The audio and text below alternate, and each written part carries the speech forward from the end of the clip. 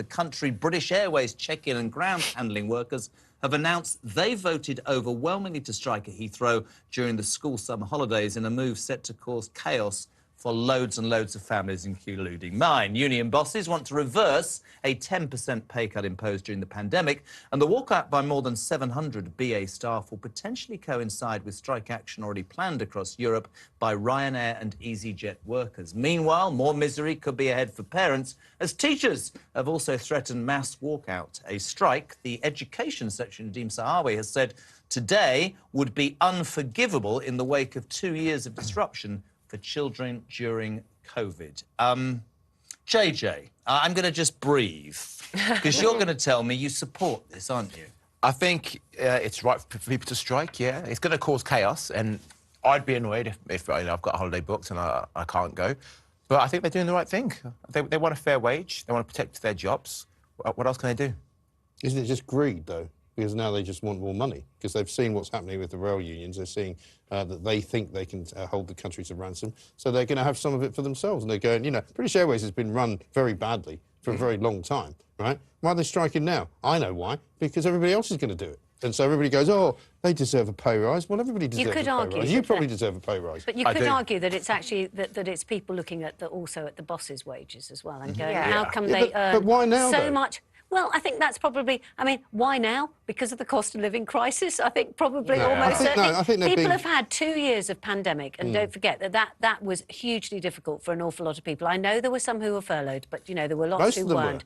OK, but it was still incredibly difficult, and it's left some people with, obviously, with long COVID. There are all sorts of other issues, and they're looking around and they're saying, how come, honestly, I can't have a wage rise, and there's somebody who's the boss who, as you say, particularly if they're not doing very well. Also, I'm sorry, but I know this is a slight sort of departure here, but what is it with bonuses when the vast majority of us actually do our job, and we do it, we hope, to the best of our ability without actually the carrot of a bonus? Because you do a different job. If you work in a business where they give you a bonus, fine. If you don't, you don't. I think the other thing that's going on here is that the unions have been very clever. They know that there's a shortage of workers, basically, so they know that they can't just go and get loads of other workers and put them in instead, because there's not enough people to fill the jobs that are empty now. I think, Nick, if I can just say this, I absolutely believe that workers should have the right to strike, and I've said it before. I also believe that in this current climate, a lot of people, many millions of people, are suffering.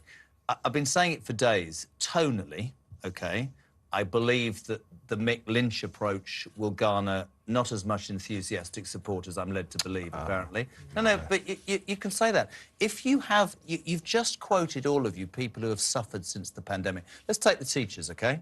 Yeah. I know we're going to disagree. 19 weeks holiday, I bet they don't strike during that because they're marking some work.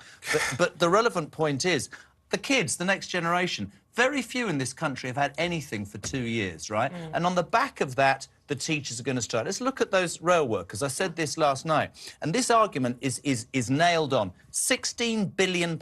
Each and every household in this country gave £609. And do you know what the unions are saying now? Those rail companies, they gave it to their shareholders, not the workers. That, my friends, is nothing to do with the government. Those unions should be saying to those rail companies, where's that money gone? It should have gone to the workers. You cannot, in my opinion, expect the government to wipe the backside of everybody forevermore. And however difficult that sounds, that's the reality of where we're at. I agree people are suffering, but it is not an unlimited pot. And he's right, this is tit for tat now, everybody's going to do it. I don't think that that people are expecting the government to wipe everybody's backside. When we look at Boris Johnson, this week, Boris Johnson allegedly has tried to raise the cap on bankers' bonuses. I see a world where the McLynches among us are saying, do you know what? We will take action. We will strike. We will make life less convenient for you. We, the people who you clapped at 8 o'clock on a Thursday, we will make life more difficult. They're not striking yet, though, are they? Who, the teachers? I haven't spoken to one person in the land who wouldn't give 10% to a nurse, but does not feel the same about these rail workers. Let me ask you about, you were on the show yesterday, but where do you stand on the pensioners getting 10%? Yeah. I understand. I'm the same as you. Pensions are going up 10%, but I don't understand why public sector workers can't also what about the private go sector up at the same that pays rate. more tax? What about the private sector? They don't get 10% rise, do they? Is that not made? What about the pensions, public? I don't know. Jeremy! I've been on it all day. But also, look at, you know... Fired up. Dressed in red. I mean, I've missed you last night so much. I'm sorry to interrupt with a few facts for the debate, but, you know, if you've looked at actually what they are complaining about, right, amongst the complaints that the rail workers have got is that they might have to drive themselves to work.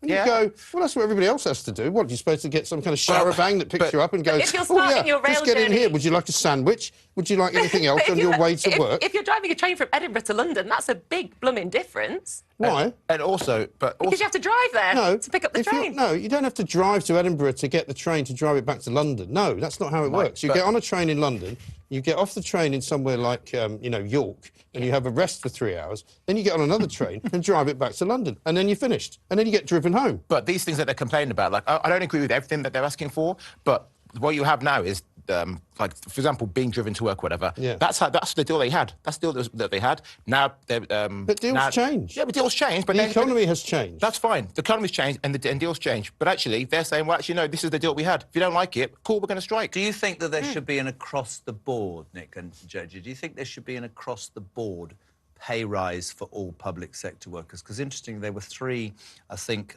rail companies in socialist councils, actually, Merseyside was one, that agreed that against what perhaps others had. So there's different organisations. Are you suggesting British Rail? Goodness sake. Yeah, the Mersey Rail deal 7%. Mersey Rail did They've done 7.1% deal. 7.1%. Do we not think that the fairest way would be...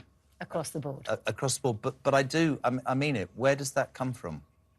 It's very good from the sidelines. I'm being realistic. I'm saying and I'm not defending Boris Johnson because he spent money we haven't got, but the truth of the matter is we are all going to have to pay for it. So, in fact, if you do that, you're going to raise inflation and you're going to be in trouble. That's the point, you know? Yeah. And I think it's all very well to talk about, you know, in the theory of striking, but this is not the theory of striking. This is the actuality of striking. And a lot of people are suffering. People aren't being taken to hospital. People aren't seeing doctors. Kids aren't getting their exams. You know, it's all very well to go, well, we'd like some more money. Well, great. You know, I'd like a Ferrari.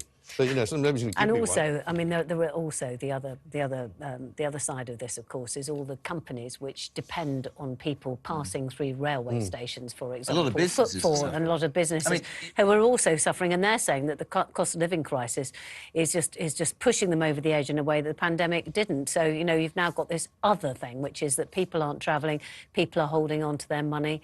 It is a particularly vile storm that seems to be there at the moment. I just I knew...